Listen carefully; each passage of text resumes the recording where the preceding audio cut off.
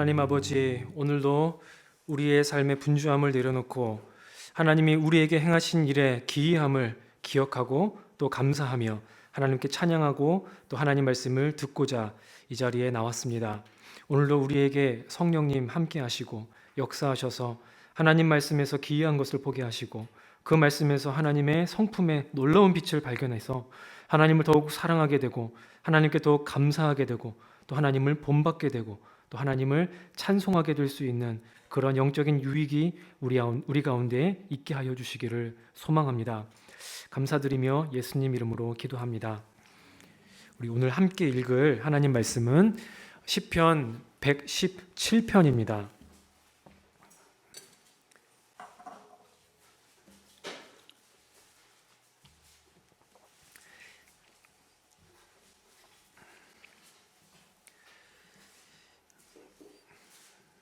(117편) 두 절로 되어 있으니까 함께 읽도록 하겠습니다.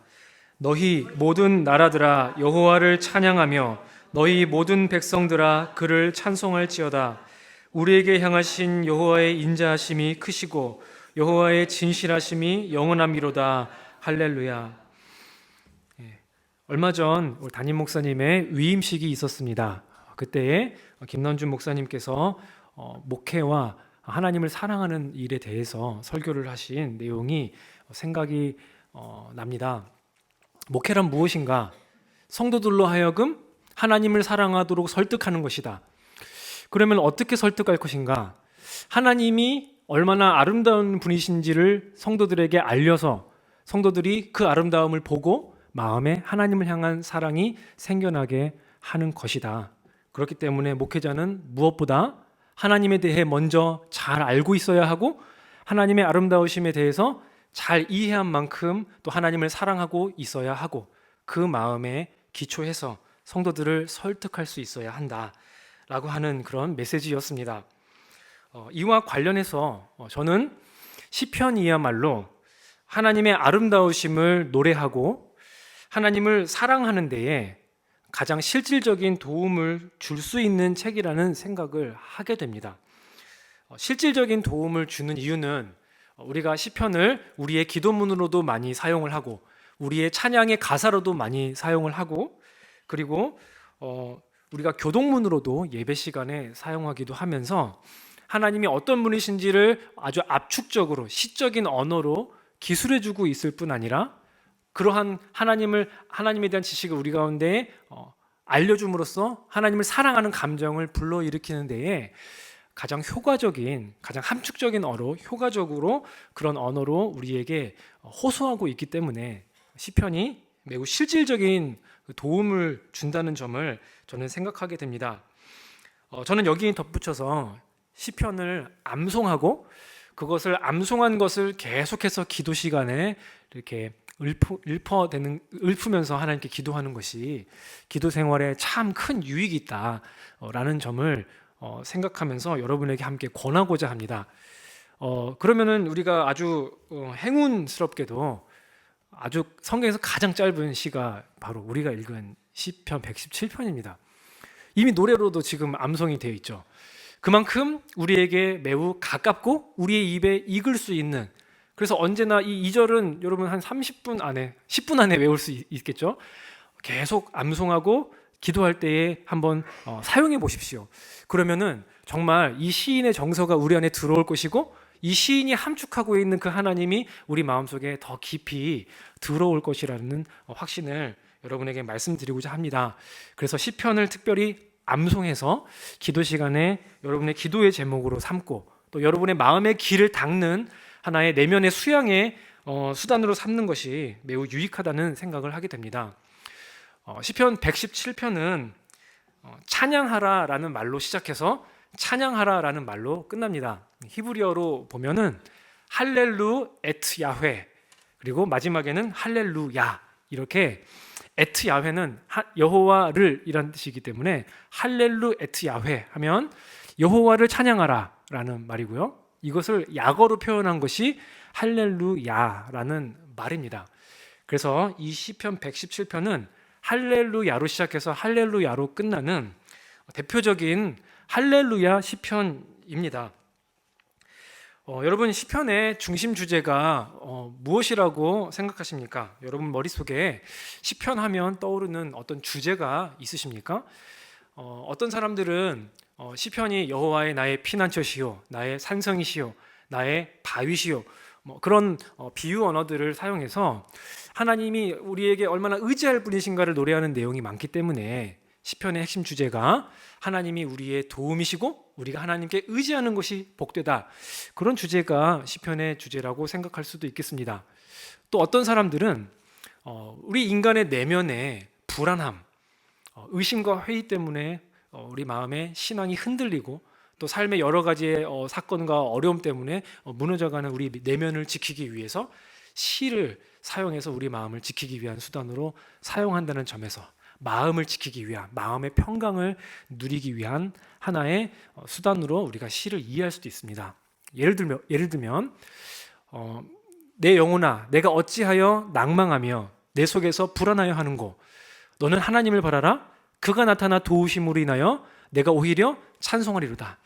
자기 자신에게 이야기하는 것입니다. 자신의 영혼에게 왜 불안해하는가?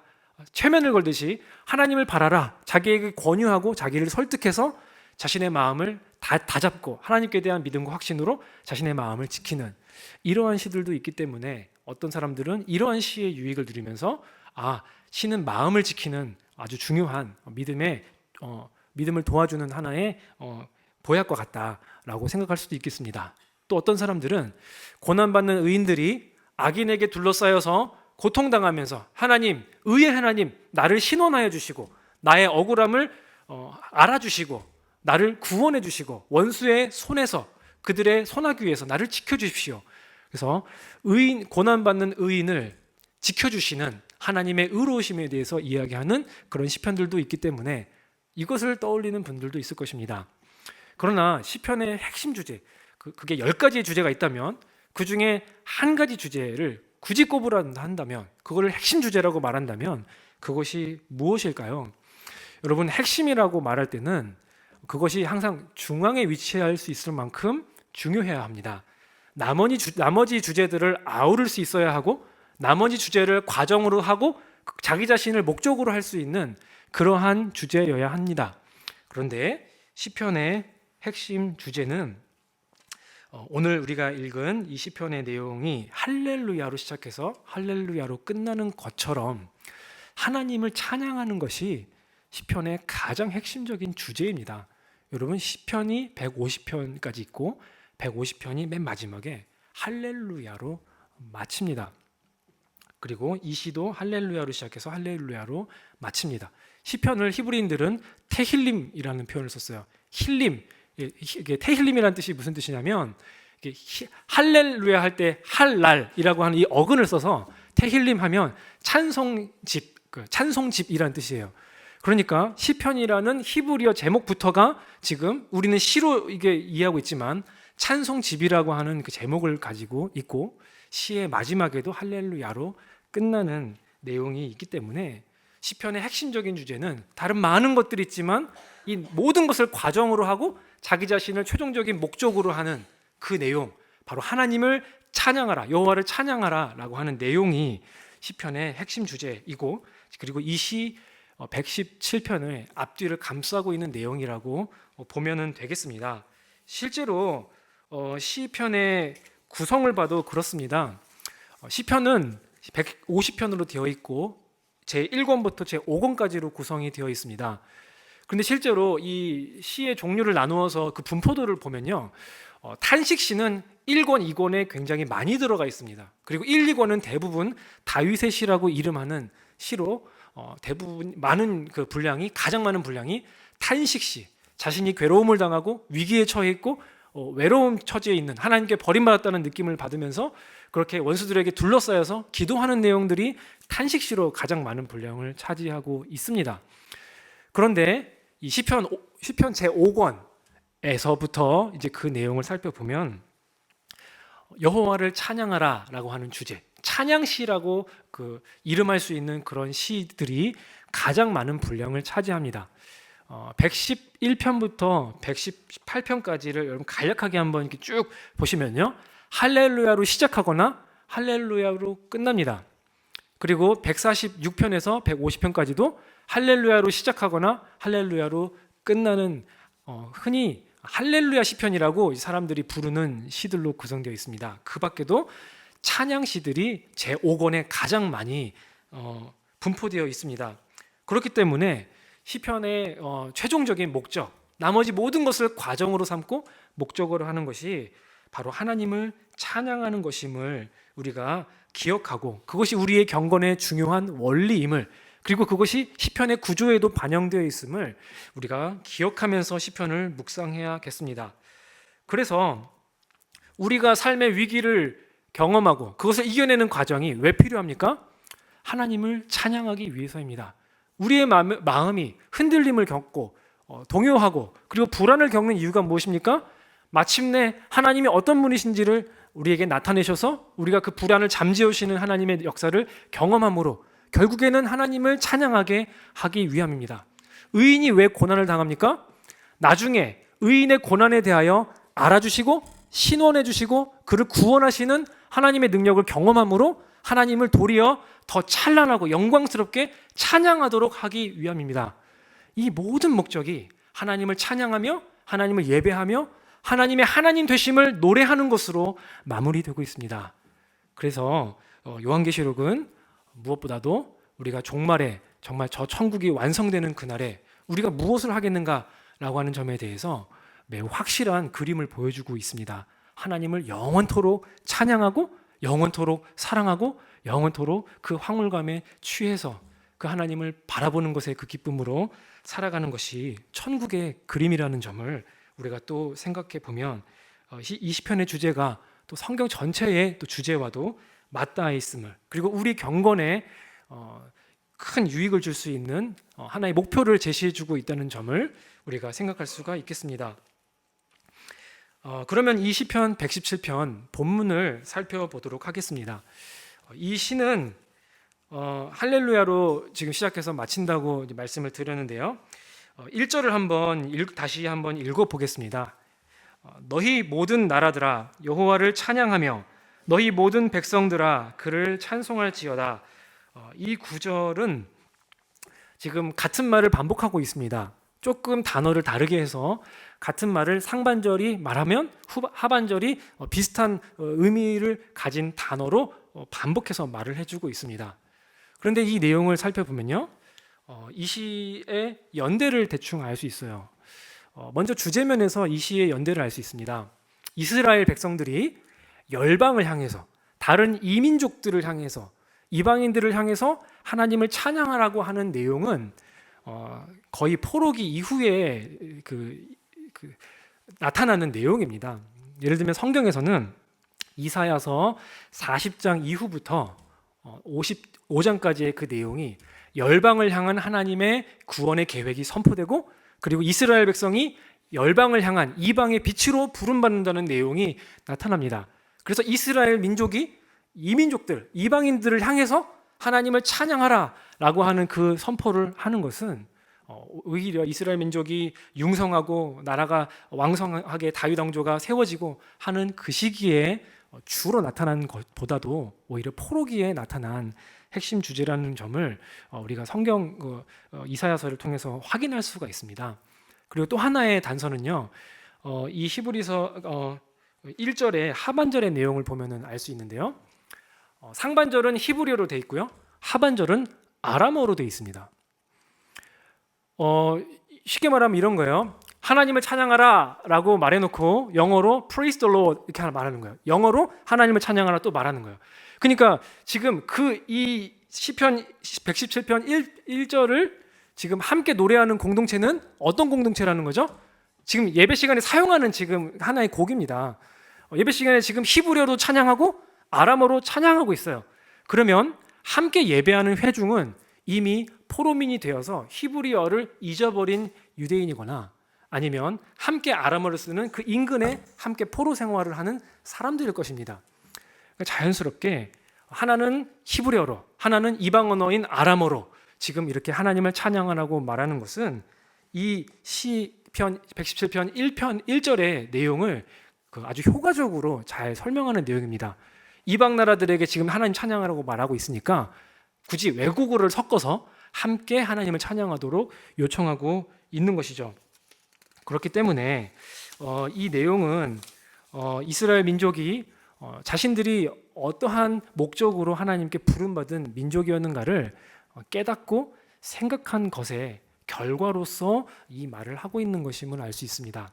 이스라엘 민족은 이사야서에서 그렇게 여호와가 말씀하시기 전부터 일찍이 이방인을 향한 목적으로 이스라엘 백성이 택함 받았다는 것을 알고 있습니다. 아브라함 언약에는 이렇게 되어 있죠. 땅의 모든 민족이 너로 인하여 복을 받을 것이다. 아브라함 한 사람만을 위한 그 이름을 조상으로 하는 이스라엘 민족만 복이 되는 것이 아니라 그것을 통로로 삼아서 많은 이방인들에게 복이 되게 할 것이다 라고 아브라함에게 먼저, 이스라엘의 시조에게 먼저 말씀하셨어요. 그리고 시내산 언약에서도 열방을 향한 이스라엘의 선택이 굉장한 주제로 나옵니다. 그래서 출애굽기 19장에서는 여호와가 시내산에서 강림하시면서 이스라엘 민족에게 이렇게 말씀합니다. 세계가 다 내게 속하였느니 너희가 내 말을 듣고 내 언약을 지키면 너희는 열국 중에서 내 소유가 되겠고 거룩한 나라가, 제사장 나라가 되고 거룩한 소유가 될 것이다. 지금 이스라엘 민족이 제사장 나라가 된다는 점을 밝히고 있어요. 한 나라가 제사장이라는 말은 그 주변에 있는 많은 민족들을 위한 예배자, 많은 민족들을 위하여 하나님 앞에서 중보의 역할을 감당하고 하나님께로 그들을 이끌어가는 역할을 감당하는 것임을 얘기합니다. 그러니까 아브라함 언약에서도 그렇고 시내산 언약에서도 그렇고 이스라엘 민족이 하나님께 택함받고 부름받은 목적이 무엇이냐? 열방으로 하여금 설득해서 그들을 하나님을 사랑하게 하고 하나님을 찬양하게 하는 그 목적에 봉사하도록 권유하는 것, 그것이 바로 이스라엘이 부름받은 목적입니다. 그러나 굉장히 슬프게도 나라를 잃고 언약의 모든 선물을 잃어버린 포로기 이후의 상황에서 이 노래를 부르고 있다는 점이 우리에게 굉장히 가슴 아픈 지점이고 매우 안타까운 지점이라는 생각을 합니다. 모든 것을 다 잃고 난 후에 자신이 이스라엘 민족으로서 부름받은 목적을 그제서야 이해하고 이렇게 노래를 하고 있다는 것은 굉장히 슬픈 일이 아닐 수가 없습니다. 그래서 이 하나님이 우리에게 계시하신 그 내용을 실제로 이스라엘 민족들이 깨닫고 그것을 알아가는 데에는 굉장히 많은 역사적인 시행착오가 있다는 점을 우리가 함께 생각하면서 우리 역시도 하나님의 계시가 우리에게 여전히 주어져 있고 잘 나타나 있고 우리가 잘 알고 있지만은 그것이 정말 어떤 것인가, 정말 우리가 그것을 어떻게 살아내야 하는가를 깨달아가는 과정에는 우리가 참 우매하고 참 많은 방황의 시기를 겪는다는 점을 우리가 함께 생각해야 할 줄로 믿습니다. 예를 들어 볼게요. 예수님의 제자들에게 너희가 성령을 받으면 이 복음을 가지고 예루살렘과 온 유대와 사마리아와 땅끝까지 내 제자가 되리라 라고 말씀하셨습니다. 그러나 이스라엘 민족은 여전히 이 사도들을 중심으로 한 예루살렘 공동체는 여전히 유다와 사마리아로 가지 못해요. 그러자 예루살렘의 대대적인 박해가 시작되고 그들은 반강제적으로 자기가 살았던 지역으로 흩어져야만 했습니다. 그래서 사마리아로 온 유다로 흩어져서 복음을 전해야만 했습니다. 예루살렘 공동체가 자신 나름의 역량과 지혜로 이방 땅을 향하여 나가지 못하고 있을 때에 도리어 박해가 임했고 그 박해로 인해서 그들이 흩어지는 바람에 또 그렇게 복음이 전해지는 일도 사도행전에 나타납니다. 그리고 베드로라는 사람은 이제 이방인에게 복음을 전하는 것에 대해서 예수님에게 가르침을 받았음에도 나아가지 못해요. 그래서 고넬료의 환상과 그리고 자신에게 임한 환상을 통해서 이방인에게 하나님이 성령을 주실 수 있음을, 이방인에게 하나님이 적극적으로 열려 계심을, 그들도 하나님 백성이 될 수 있고 그들도 성령을 받을 수 있고 그들도 하나님의 백성의 범주 안에 들어올 수 있다는 것을 이미 가르침을 들었지만 환상 체험을 통해 고넬료가 또 겪었던 그런 체험을 통해서 비로소 깨달았다는 점도 우리가 한번 생각해 봄직합니다. 알고는 있지만 그것을 실제로 이행하는 데에는 우리는 나름대로 문화적인 한계, 우리의 인식적인 한계가 있음을 우리가 생각하게 됩니다. 이스라엘 민족은 지금 포로가 된 이후의 상황에서 이 노래를 부르고 있다는 점을 우리가 그런 의미에서 생각해 봤으면 좋겠습니다. 2절의 내용을 보겠습니다. 2절의 내용은요, 1절은 찬양하라라고 명령하고 있다면 2절은 찬양의 제목과 찬양의 동기를 말하고 있어요. 그 동기는 단순합니다. 우리에게 행하신 여호와의 인자하심이 크고 진실하심이 영원하시도다라고 말하고 있습니다. 그런데 2절의 상반절의 내용을 한번 볼게요. 우리에게 향하신 여호와의 인자하심이 크다라고 하는 말의 의미를 한번 살펴보겠습니다. 먼저 이 본문을 다시 풀어서 직역해서 말씀을 드리자면 이렇습니다. 여호와의 인자하심이, 좀 더 정확하게 말하면 그의 인자하심이 우리 위에 크시다라고 이렇게 말합니다. 그의 인자하심이 우리 위에 크시다라고 되어 있습니다. 그래서 이 우리 위에 크다라는 말 때문에 번역에 좀 갈래가 생겨요. 그래서 대부분의 번역은 우리가 개역개정에서 번역하는 것처럼 우리를 향한 여호와의 인자하심이 크다로 이게 번역이 됩니다. 우리 위에라는 그 단어를 우리를 향한으로 의역합니다. 또 다른 번역은요, 이렇게 되어 있습니다. 비교급이에요. 그의 인자하심이 우리보다 크시다로 번역이 되기도 해요. 실제로 히브리어에서 이렇게 번역이 되는 경우도 있고 저렇게 번역이 되는 경우도 있어서 나름대로 선택을 하게 되는 딜레마가 있습니다. 근데 저는 후자의 번역을 선호합니다. 비교급을 선호해요. 실제로 모세가 아말렉과 전투할 때에 두 손을 들어 하나님께 기도합니다. 그때 아론과 훌이 함께 모세의 두 손을 붙잡습니다. 그런데 모세의 손이 올라가면 이스라엘이 우세하고, 그리고 모세의 손이 내려가면 이스라엘이 패배하는 그러한 상황이 묘사되는 본문이 나옵니다.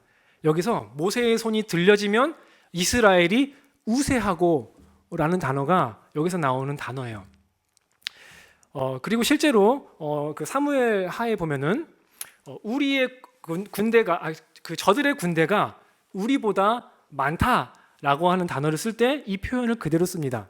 그러니까 우리 위에 저들의 군대가 크다, 이런 표현을 그대로 사용합니다. 그러니까 군대의 수가 우리보다 우월하고 우리를 압도한다라고 하는 것을 표시할 때도 이러한 표현을 씁니다. 그러면 다시 우리가 이렇게 번역할 수가 있겠습니다. 실제로 유대인 학자들은 이렇게 번역하기를 선호하더라고요. 그의 인자하심이 우리보다 강하도다. 그의 인자하심이 우리를 압도하고 우리를 이기신다. 이렇게 번역을 할 수도 있습니다. 유대인들이 선호하는 번역은 이런 번역이고, 대부분의 기독교인들이 선호하는 번역은 이 개역개정에 나오는 것이더라고요. 그런데 저는 어떻게 번역하든지 큰 차이는 없지만 이 비교급이 가지고 있는 의미에 대해서 한번 생각해 봄직하다는 점을 제안드리고 싶습니다. 왜냐하면 실제로 여호와의 인자하심이 언급되는 많은 맥락에서 뭐가 나타나냐? 여호와의 인자하심이 우리의 죄보다 크다는 것이 나타나고, 여호와의 인자하심이 여호와의 진노하심보다 크다는 것으로 나타나는 그런 맥락에서 이 단어가 많이 쓰이기 때문에 그렇습니다. 한번 예를 들어 볼까요? 이스라엘 민족이 출애굽기 32장에서 금송아지를 숭배합니다. 그리고 금송아지를 숭배한 죄에 대해서 모세가 기도를 하죠. 이스라엘 백성들을 용서하시고 그들을 주의 백성으로 여기소서라고 긍휼히 여겨달라고 기도합니다.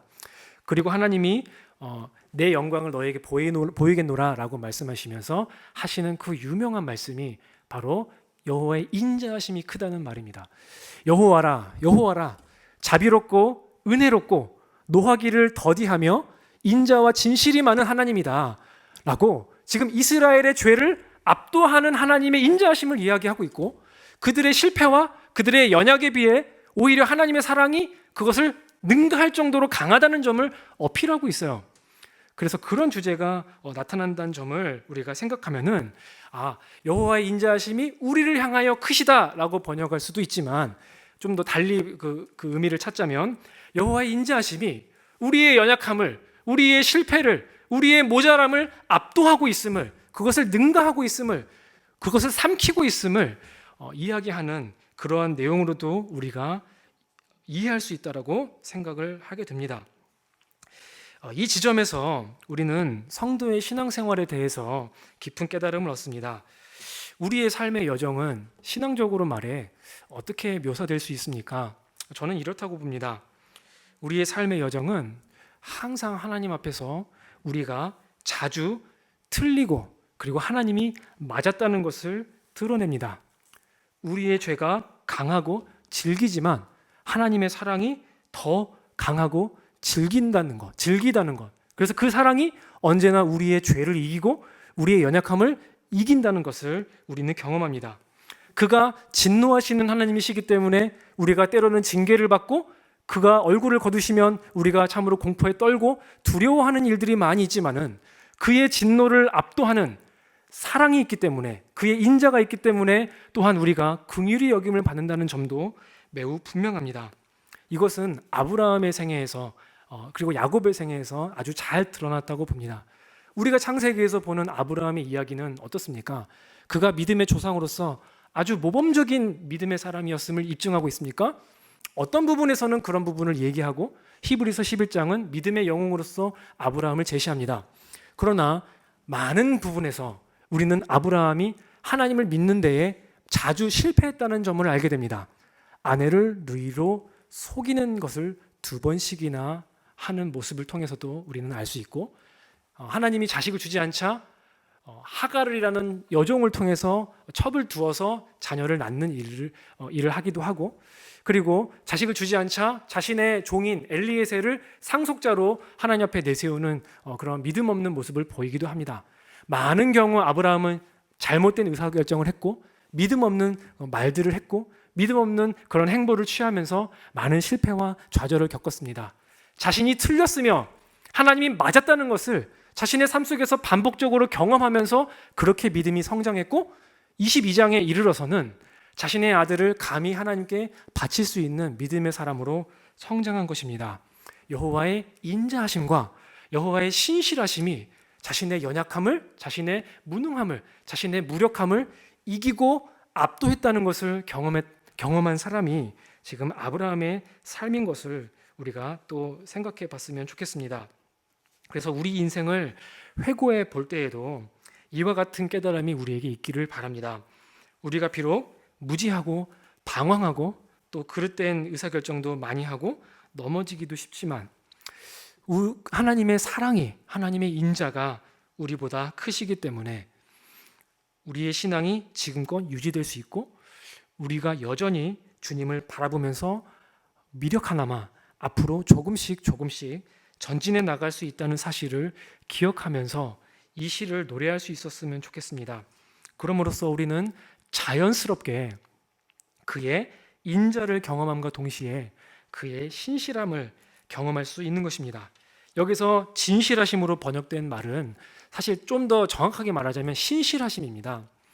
여기서 에메트라고 하는 단어는요, 5개의 같은 어근을 가지고 5개의 종류로 사용합니다. 그 중에 대표적인 게 에무나라고 하는 단어인데요. 이거는 믿음이에요. 또 우리가 잘 알고 있는 아멘이라는 단어가 진실로라고 하는 부사어입니다. 그리고 부사어 아니면은 이제 그 감탄의 말로 그렇게 고백의 말로 말하는 그 예배에서 사용하는 제의적인 용어입니다. 그러니까 그것이 진실입니다라는 고백이기도 하고 그리고 진실됩니다라는 말이기도 해요.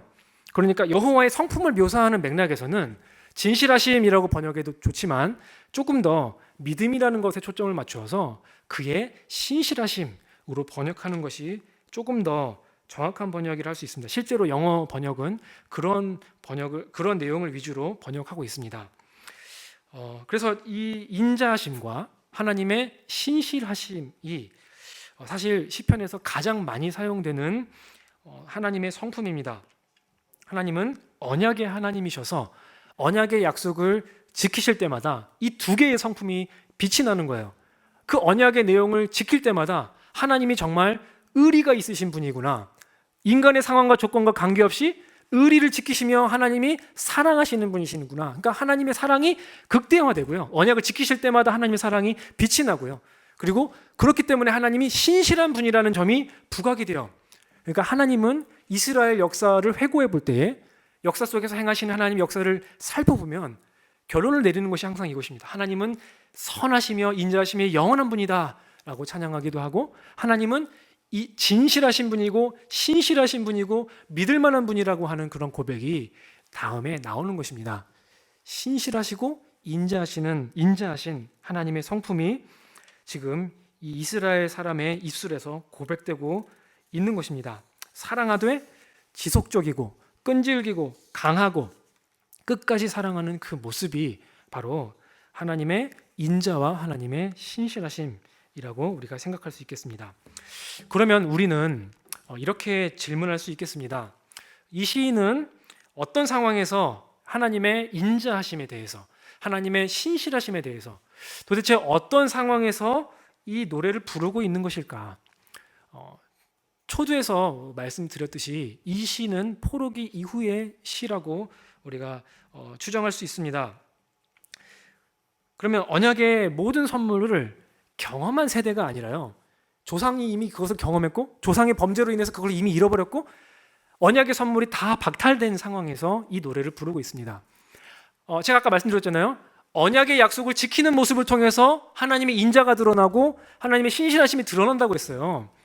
그런데 포로기 이후에 이스라엘 사람이 이 노래를 지어서 부른다고 할 때에 도대체 언약의 선물들을 다 잃어버린 상황에서, 다윗 왕조도 망했고요, 가나안 땅에서 뽑혀나가서 강제 추방됐고요, 그리고 이제 성전에서 제대로 예배를 드릴 수가 없고요, 그리고 실제로 이 사람들은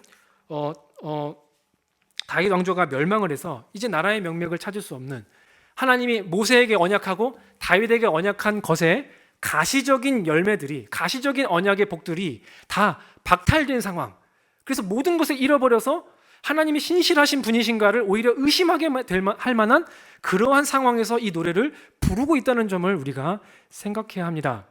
도대체 그들은 뭘 봤길래, 역사 속에서 뭘 봤길래 여전히 하나님이 자신들에게 인자하시고 영원하다고 노래를 하는 걸까요? 다윗이 노래했다면 동의가 될 것입니다. 히스기야가 노래했다면 이해가 될 것입니다.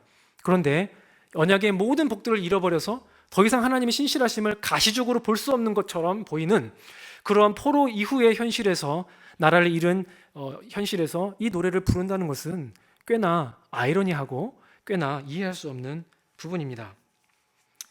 저는 이 사람들이 두 가지 관점에서 이 시를 끝까지 노래했다고 생각합니다. 하나는요, 과거를 회고해 보았을 때에 하나님의 인자와 신실하심이 아주 분명합니다. 우리가 우리 주변에서 하나님의 역사하심을 잘 보지 못할 때, 하나님이 일하시는 것을 잘 보지 못할 때에 믿음이 꺾이고 하나님을 찬양하는 제목이 많이 수그러드는 것이죠. 그렇지만 우리가 우리의 마음에 감동을 살려내고 다시 한번 하나님을 찬양할 수 있는 마음의 동기를 불러일으키기 위해서 뭐를 합니까?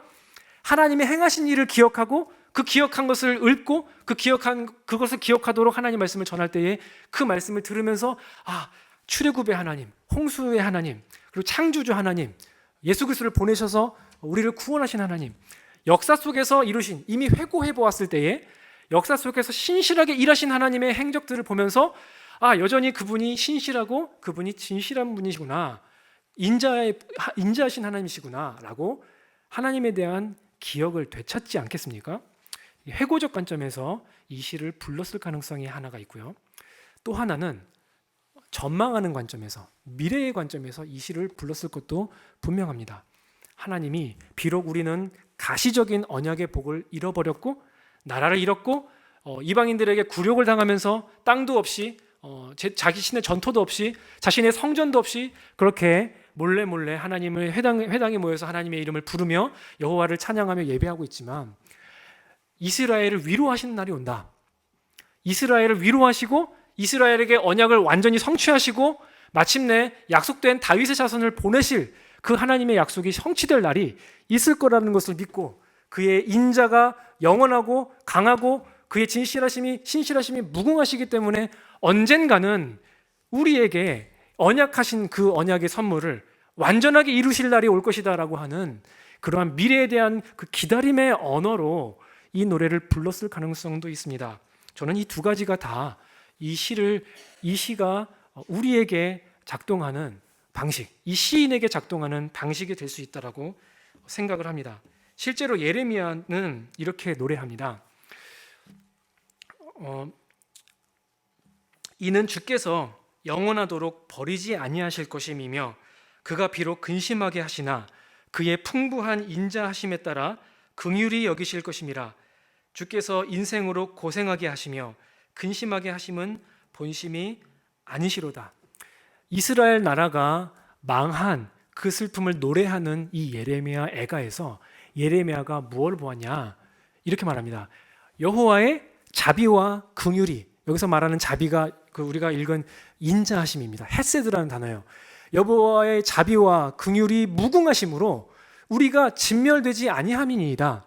이것이 아침마다 새로우니 주의 성실하심이 크도소이다 라고 말합니다. 여기에 지금 여호와의 인자하심과 진실하심이 똑같은 단어가 여기에 있어요. 여호와의 자비와 긍휼이 무궁하시기 때문에 하나님의 공의에 따르면 이스라엘 민족이 다 멸망하고 진멸되는 것이 맞습니다 라고 고백하는 거예요. 그런데 그럼에도 불구하고 하나님께서 긍휼이 많으셔서, 자비가 많으셔서 이스라엘 민족을 완전히 진멸하지 않으셨고 그 은혜를 따라 택하셔서 남은 자를 두셨다. 그래서 남은 자가 존재하는 것은 하나님의 긍휼이 얼마나 무궁한지를 나타내는 증거다라고 예레미야는 말하고 있습니다. 나라가 망했어요. 슬픔의 노래를 부를 법하고 하나님의 진노에 대해서 두려운 언어를 토설할 법합니다. 그러나 거기에서 하나님의 성품의 근거에서 우리 이스라엘 백성들의 일부가 남았다는 사실에서 희망을 찾고 그 사실에서 하나님의 인자하심이 풍성함을 발견하는 예레미야의 모습을 볼 수 있습니다. 그리고 이 하나님의 헤세드가, 하나님의 인자하심이 아침마다 새롭다는 거예요. 아침에 슬픔 중에 눈물을 머금고 자고 일어났더니 눈이 퉁퉁 불어서 다시 한번 이 나라의 운명을 생각해 보니 슬프고 가슴 아프고 참으로 절망적인 일들이 많이 있지만 주의 성실하심으로 보존하신다는 것, 하나님 백성을 끝까지 보존하시는 그 하나님의 인자가 풍성하게 드러났다는 것을 보면서 그 인자가 성실하게, 신실하게 나타났다는 사실을 예레미야가 노래하고 있습니다. 그러니까 지금 이 시인은 자신의 나라가 망하고 자신의 민족이 아주 비참한 데 처한 상황에서도 언약의 가시적인 복이 박탈되고 실제로 과거에 정말 찬란했던 이스라엘의 영광을 다시는 찾아볼 수 없는 그러한 예루살렘의 폐허 위에서 자신의 신앙생활을 하고 있음에도 불구하고 그는 두려워하지 않고 자신의 현실에서 여호와의 긍휼하심을 발견했고 그의 긍휼하심이 매우 신실하게 작동하고 있음을 발견했습니다. 회고적인 관점에서도 그것을 발견했고요. 지금의 현실에서도 여호와의 성품을 발견했고요. 장차 나타날 메시아의 도래를 통해서도 하나님의 신실하심과 그의 인자하심을 발견하게 되는 것입니다. 저는 이 내용을 그렇게 적용하고자 합니다. 하나는 회고적인 관점에서 이스라엘의 역사를 돌아보았을 때에, 그리고 우리 자신의 삶을 되짚어 보았을 때에 우리가 걸어온 삶의 한 발자국마다 하나하나 우리가 복기해보고 회고해 보았을 때에 거기에서 하나님의 사랑이 나를 압도했던 것, 하나님의 사랑이 언제나 나의 죄보다 앞서고 우세했다는 것, 그것을 기억하고 감사하는 그 노래가 이 노래가 되었으면 좋겠습니다. 또 미래적 관점에서도 이 시를 노래했으면 좋겠습니다. 그 노래는 저는 이렇게 제목을 지을 것 같아요. 기다림의 노래. 여호와의 인자심과 진실하심이 크고 영원하기 때문에 앞으로도 하나님께서 이스라엘에게 위로하실 날이 올 것이다. 이사야 40장 1절에서 말하는 것처럼 너희는 위로하라, 내 백성을 위로하라 말씀하고 있는 것처럼 여호와께서 장차 언약의 남은 복을 완전하게 성취하시는 날에 이스라엘이 크게 위로를 받을 것임을 이야기하는 내용이 나오지 않습니까? 바로 기다림과 소망의 노래로 이 노래를 불러야 합니다. 여러분, 600년간 하나님의 계시가 끊어지고 이스라엘 민족들이 구약 성경의 내용을 통해서, 특별히 시편의 그런 포로기 이후의 시들을 통해서 자신들의 신앙을 유지했을 것을 한번 상상해 보십시오. 조선 왕조가 500년을 흥하고 망했는데 거기에 100년을 더해서 600년 정도의 예수님 오시기까지의 공백기를 겪었어요. 나라를 잃은 이후에 600년 동안 그 사람들이 이 희망의 언어를 잊어버리지 않고 계속 불렀습니다. 600년 동안 그러한 소망과 기대를, 역사적인 소망과 기대를 유지할 수 있는 민족이 있습니까? 그걸 유지하게 할 수 있는 그런 다른 종교의 언어가 있습니까? 하나님 말씀밖에 없습니다. 하나님 말씀이 그들로 하여금 소망하게 했고 그 소망의 노래는 시편 117편의 노래는 기다림의 노래였습니다. 그리고 이 기다림의 노래가 마침내 예수님의 탄생과 더불어 하나님의 백성에게 실현되는 것을 보게 됩니다. 누가복음에는 예수님의 탄생을 기뻐하고 노래하는 시므온이라는 사람이 등장합니다. 이 사람은 경건한 사람이요, 의롭고 경건한 사람이요, 이스라엘의 위로를 기다리는 자라라고 말합니다. 그리고 하나님께 계시를 받아요. 다윗의 자손이 태어나는 것을 볼 때까지 너가 죽지 않을 것이다 라고 하는 하나님의 예언을 듣습니다. 그리고 예수님이 탄생하시는 것을 보고 이렇게 말합니다. 주께서 이제 종을 놓아주십니다. 얼마나 많이 기다렸으면, 얼마나 많이 애타게 기다렸고 기도했으면 주께서 이제 종을 놓아주십니다. 그 기다림이 지쳤고 그 기다림이 괴로웠고 그 기다림은 끊임없는 흔들림의 시간이었고 끊임없는 고뇌의 시간이었고 하나님의 약속이 정말 우리의 이스라엘에게 참되신가를 의심하는 시간이었어요. 그런데 그 와중에 예수님의 탄생을 보고 이제 지쳐버린 내 마음을 이제 놓을 수 있었다라고 하는 고백을 하면서 그렇게 노래하는 대목은 그 기다림이 얼마나 깊었고 괴로웠는지를 생각하게 합니다. 우리도 역시 주님의 재림을 기다리는 사람들입니다. 주의 인자하심과 그의 신실하심이 영원하다는 것을 과거로도 경험했고 현재로도 경험하지만은 장차 완전하게 경험하게 될 날을 기다리고 있는 사람들입니다. 그러나 그 기다림은 믿음으로 기다리는 거예요. 실체가 우리에게 다 와 있지 않습니다. 일부가 들어와 있고 성령께서 우리와 함께 하시지만 그 실체가 완전하게 우리에게 경험돼서 우리가 매사에 찬양하고 매사에 감사하고 매사에 하나님의 인자와 긍휼과 하나님의 신실하심을 경험하는 것은 아닙니다. 우리 기도는 때때로 여호와여 어느 때까지니까? 하나님 왜 나를 버리십니까?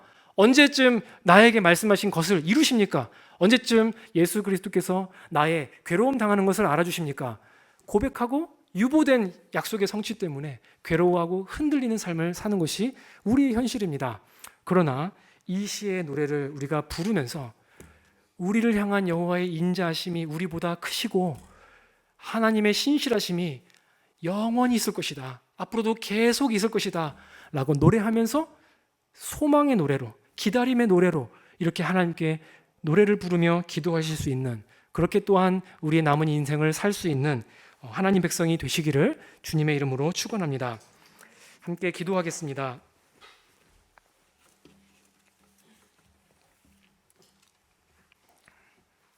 참으로 하나님의 성령의 충만한 역사가 왕성하던 시기에는 참으로 우리가 하나님을 찬양하고 감사하고 그 황홀감에 젖어서 또 열심히 전도하고 또 그렇게 교회 생활을 하는 일들이 또 있습니다. 그것을 부흥이라고 하죠.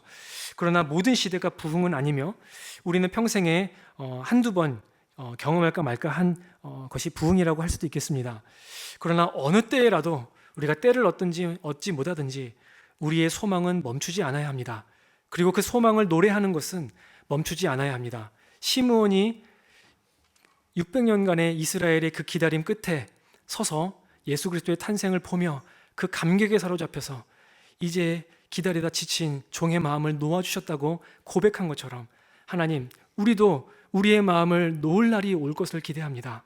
주님, 그 기다림 가운데 많은 시련이 있고 그 기다림 가운데 많은 애탐이 있고 그 기다림 속에 많은 좌절과 하나님께 대한 불평과 많은 불신의 언어들이 우리 입술에 담겨 있습니다.